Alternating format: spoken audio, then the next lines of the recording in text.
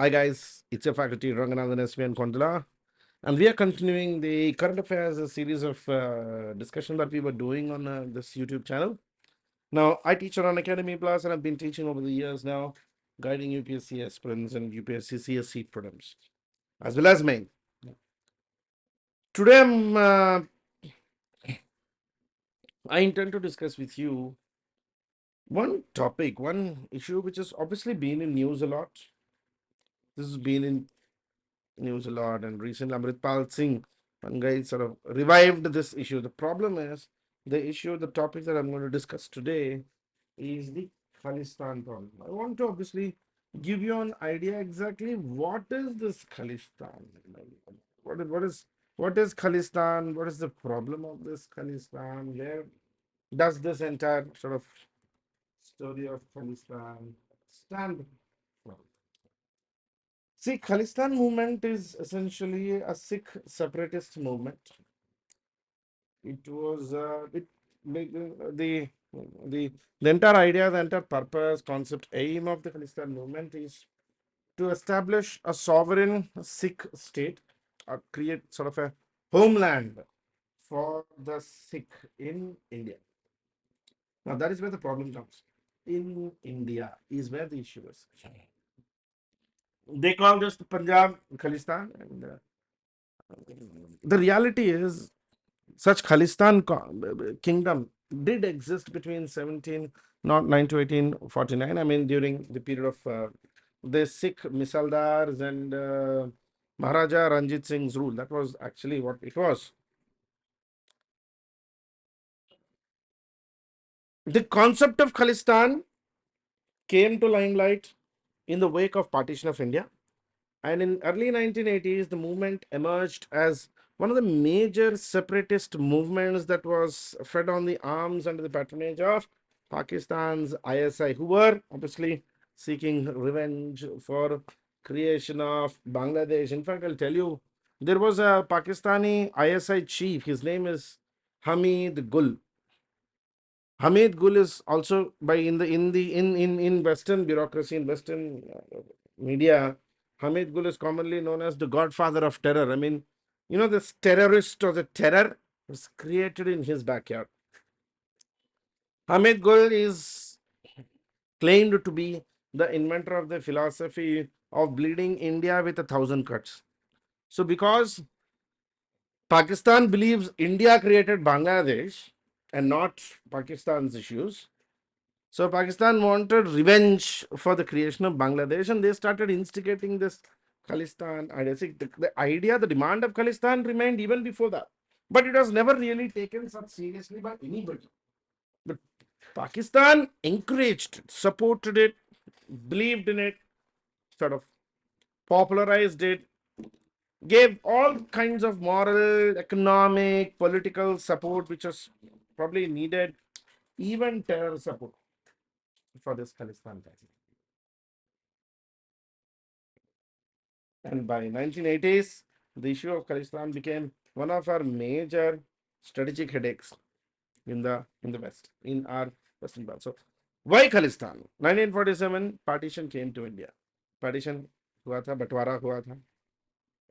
Independence of India was not a joyful event for the Sikh. Because look, see, as one of the statements given by the then Punjabi leader Maharaja Sardar Tara Singh. Tara Singh claims Hindus got Hindustan, Muslims got Pakistan, and all that Sikh got was partition. Actually, partition happened to the Sikh because the confusion was Nankana Sahib, which is their holiest land, birthplace of Guru Nanak, was in Pakistan. Jabki Harminder Sahib, the place where the final book rests, is in India. And see, partition was not a happy event even for the Punjabis.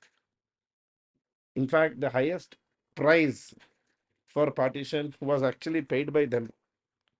सिखों ने सबसे ज़्यादा payment किया था. I mean, Sikhs came with a lot of discontent with regard to the traditional lands being lost to Pakistan. I mean, a lot of heartlands of Sikh, Lyalpur, Nankana, Gurdaspur, um, Bakhna, in the old kingdom, Lahore, the capital of the ancient Sikh kingdom, culturally, you can say very important to Sikh. All that went to Pakistan. And बाद में, obviously, when independence happened, independence came with a lot of pain.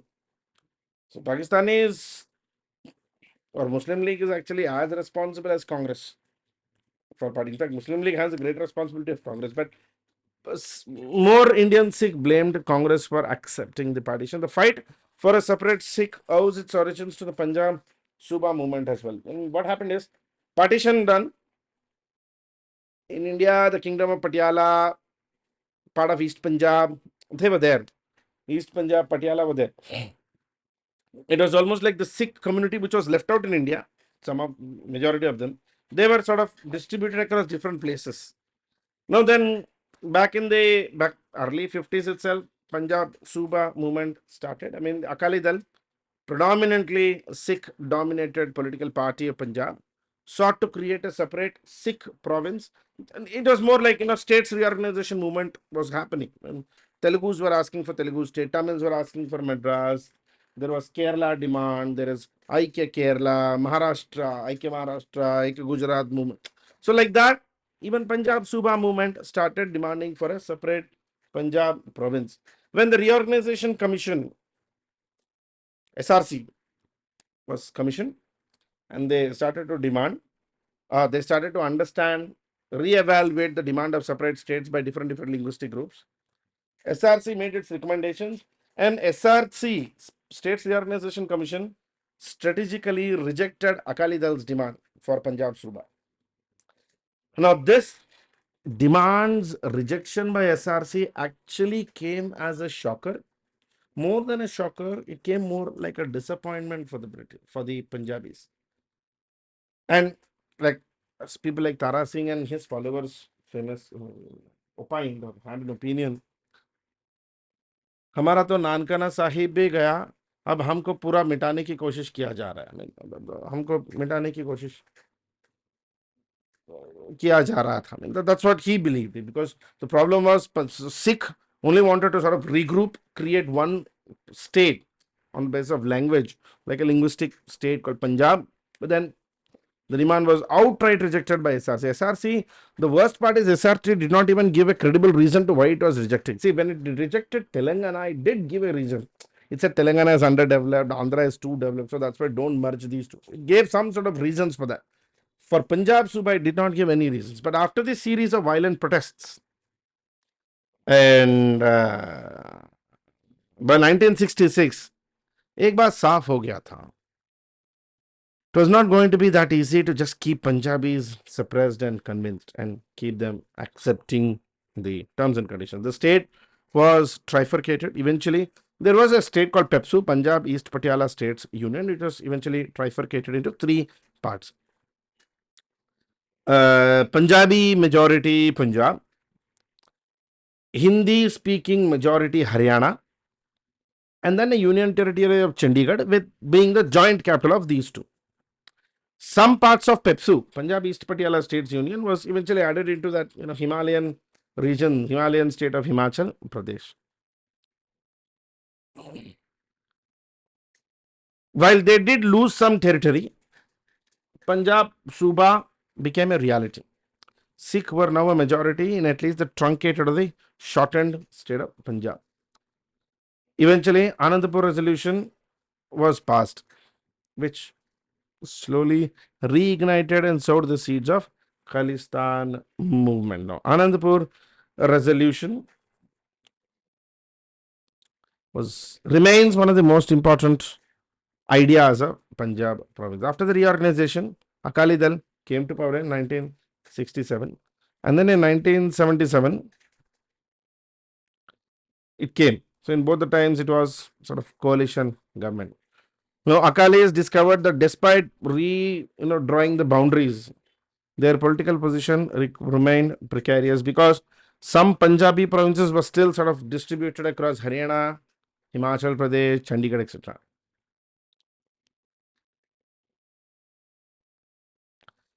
And then relations of Akali Dal with Congress was pretty bad, very, very bad. And firstly, Akali government was general practice in those days. Center removed them midway in the term. Secondly, Akalis did not actually enjoy a lot of strong support among the minority Hindu community of Punjab province. And then the Sikh community, like all other religious communities, was also a lot of having internal differences. There were castes, class lines, and Congress had greater support among the Dalit, whereas Hindu or Sikh had Hindu, Dalit, Sikh, and moderate Sikhs, they supported Congress, whereas the conservative, the Punjabi, concentrated Sikh supported Akali. So the relations between Akalis and Congress were not really on a friendly term. In 1970s, Akalis again reignited the trigger for political autonomy. They started demanding हमको political autonomy चाहिए. And they passed a resolution called the Anandpur Resolution. This was passed in Anandpur Sahib. In 1973, the Sikhs started asserting regional autonomy and they wanted to redefine center-state relations, giving obviously more autonomy to this Sikh community because they believe that under the central government, Punjab province has still been cheated and not been given their due value. The resolution also spoke of aspirations of the Sikh community or Sikh Qaum and declared that the goal is attaining Bol Bala or Balbala or the authority or dominance of the Sikh. Matlab, they wanted to, without actually demanding, they were actually saying that jo thode bahut Hindu etc. were left out in Punjab province, even they should go away and Punjab must be only a Punjabi sort of state. Anandpur resolution was actually a plea to strengthen federalism in the federal bias. See, currently we have federalism in the union bias. They wanted the other way, but it could not be. It could also be interpreted as one of the first steps as separate Sikh nation because once a demand is satisfied, then it won't stop. The resolution also had limited appeal even among the Sikh masses.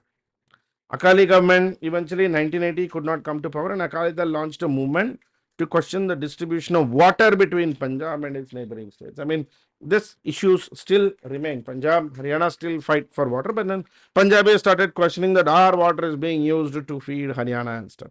Section of religious leaders raised this question of autonomous Sikh identity. The demands continued.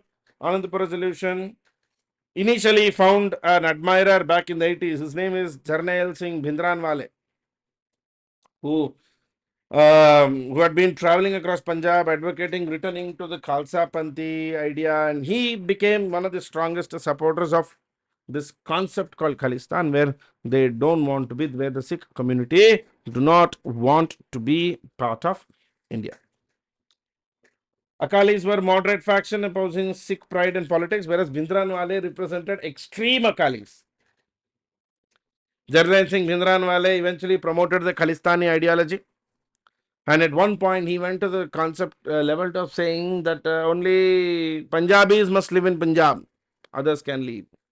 Separate nationhood demand eventually started triggering violence, violent protests, killing of high profile persons by the Khalistanis. Sooner or later, the relationship started to get very, very bad. I mean, Bhindranwale, he belonged to a group called Damdamal Taksal.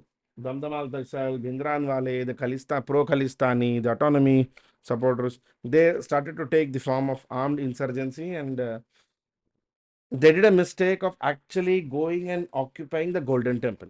Golden Temple ko kabza karke, Bhindranwale and his followers converted it into an armed fortress. India tried.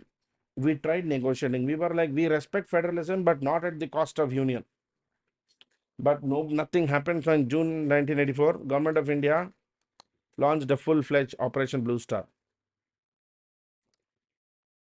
in Golden Temple. In this operation, government could successfully eliminate the militants. But yes, look, it's a military operation. So extensive damage was seen to the Golden Temple, which hurt the sentiments of Sikh. Large proportion of Sikh in India and abroad saw the military operation as an attack on their faith. And obviously the religious elements within the Sikh, the extremists, they started instigating Sikh people that India is not in favor of Sikhism, etc. In fact, the instruction was so bad that two of the Sikh bodyguards of Indira Gandhi killed her on 31st of October 1984. And the Khalistan movement momentarily was suppressed. Rajiv Gandhi initiated a dialogue with moderate Akali leaders in 1984. And by July 1985, an agreement was reached which with Harchand Singh Longowal. We generally call this the Longowal Agreement, Rajiv Longowal Agreement, Punjab Accords. Basically, it was one step where center understood the sentiments of Punjabis, and we were ready to negotiate, mainly to bring normalcy in Punjab. It was agreed in the accord that Chandigarh would be transferred to Punjab eventually. A separate commission would be appointed to resolve the border dispute between Punjab and Haryana. A tribunal would be set up to decide sharing of Ravi, Bias, water rivers among Punjab, Haryana, and Rajasthan. Better compensation, better treatment of those affected by the militancy in Punjab will also be taken care. And withdrawal of application of armed forces, Special Powers Act, AFSPA in Punjab. So all through the 90s, things were okay. Every now and then, small extremist activities did happen, like Khalistan Liberation Force, Khalistan Commando Force, Babbar Khalsa. Those Tutkumutu organizations were there, and Pakistan kept on instigating these guys, sending arms and ammunition across the border through ISA. 31st of August 1995, one of the suicide bombers even killed Punjab CM, Byan Singh. One of the biggest operations after Operation Blue Star. By mid 90s, militancy in Punjab was completely eradicated. I mean, militancy had been brought down to complete control. The problem is, recently, Khalistan movement has come back to mainstream. In India, it is dormant, but the problem is this, there's Sikh expatriates in Canada, UK, and America. They are getting ideological support from ISI again to instigate the Khalistani movement. These groups command very little respect in the Sikh mainstream at the moment. In India, they really don't combine much, but their campaign across the Sikh diaspora is big, and they are just making this Khalistan movement as an anti-India institution. And ISI's money, Pakistan is still pumping money into this group, and different groups are just starting to come into the picture. Though isolated and feeble, the Sikh separatism even today is a bigger headache. It must serve as a constant reminder that the Khalistan idea is only dormant, not dead, and that India still needs to address the root cause of the problem. Like Bindranwale, one of the guys who had come into mainstream, obviously brought the discussion of Khalistan onto the media, is Amritpal Singh. Unlike Bindranwale, who was an orthodox Sikh who had always been studying in Sikh religious institutions, etc., Amritpal Singh was not an orthodox. He actually belonged to one of the groups called Waris Punjab. I mean, you can see in the background, he's actually head shaven Sikh. Waris Punjab was a pressure group which was originally founded by Punjabi actor Deep Sindhu. Deep Sindhu died recently in a car accident. Amritpal Singh also projects himself as somebody who's suggesting Sikh sovereignty, separate Sikh homeland called Khalistan. As of now, the Khalistan proponents, people like Amritpal Singh, are a major problem.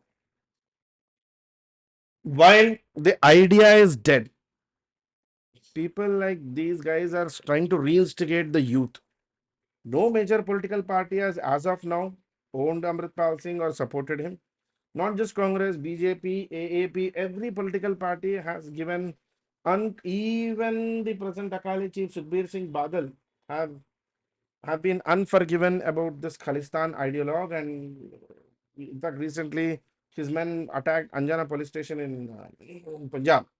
So Amritpal Singh is still very nascent and an infant in this entire Khalistan issue. But we cannot actually entertain him. He needs to be understood on a very close contact. And this idea of Sikh Khalistani sovereignty will always be a threat to India's national struggle. Having said that, guys, that's it in this session for today. Let us continue the next video. Do follow me on Unacademy Plus. Unacademy provides you amazing access to India's top educators, live classes, and most importantly, a very scheduled, well planned out scheme of preparation for you UPSC CSE. This Sunday, the coming Sunday morning 11 a.m. do attend the Unacademy UPSC CSE Combat. You can use the subscription code RKYT10 or Shrivenar SRIVENR. You will get access to this combat completely free. Do join me on Sunday morning 11 a.m. Do attend the prelims test series. Thank you. You have a nice day. I'll see you in the next video. Bye bye.